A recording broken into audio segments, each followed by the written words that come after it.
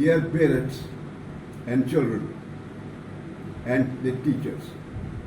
Today being the World Mental Health Day, I am addressing very briefly but succinctly some essential issues of mental health in adolescents that concern all of us as parents, teachers and caretakers.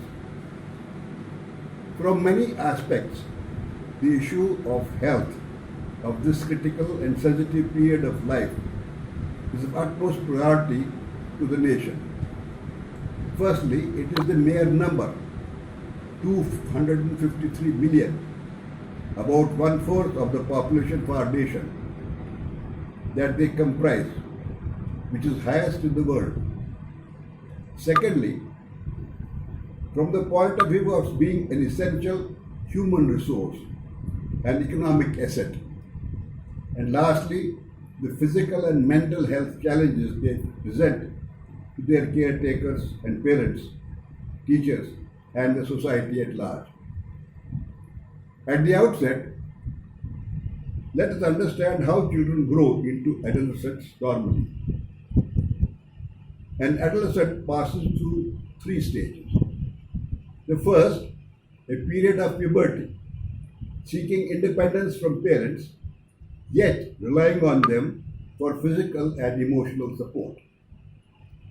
The conflict sometimes results in contradictory behavior, for which parents are blamed sometimes. Rapid physical and sexual changes confuse the adolescent, resulting in doubt in controlling these strange feelings. Preoccupation with oneself interferes, preoccupation with oneself interferes with interaction with parents and others. Sports provide a socially acceptable avenue for release of tensions. The second stage is a period of identification.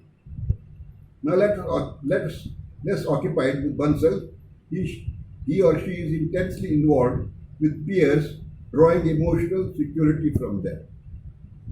More independent from parents now, they form their important role models. With advancing age, they become more occupied with educational and vocational issues. The last stage is the period of coping. After passing through the period of intense peer relationships, the adolescent has learned social skills which are utilized in mastering the environment and preparing for a future career. An adequately prepared person can now meet responsibilities involving occupational commitments, interpersonal relationships, even parenthood. Now let us see what the current scenario is nationally and internationally.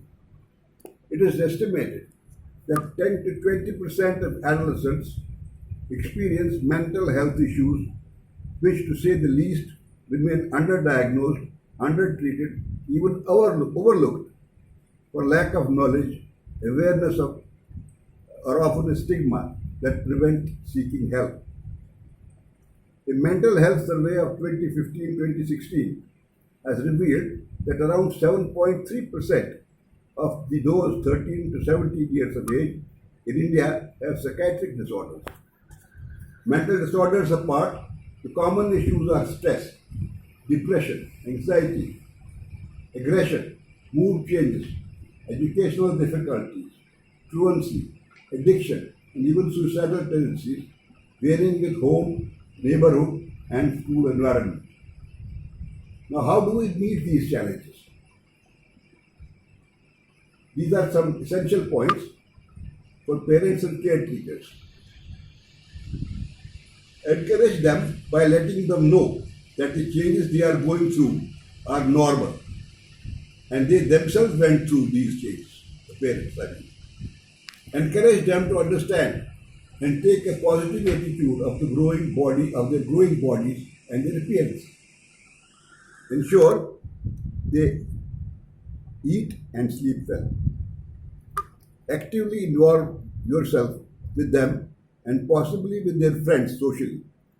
Look for their needs and address them appropriately. Teach them to avoid drugs. Watch their behavior, such as sadness, lowly feelings, ability to concentrate, feelings of guilt, worries, withdrawal from friends, anger, or any odd behavior. Offer prompt love and support when needed. They do not express everything to parents. Try to understand what is not said. High expectations of parents of their performance in studies or sports and unfavorable comparisons with their siblings or classmates can have a disastrous result. Avoid being judgmental. Every child has his or her talent, some tangible, some intangible, which will bloom in due course. Thanks very much, dear friends, for your kind attention.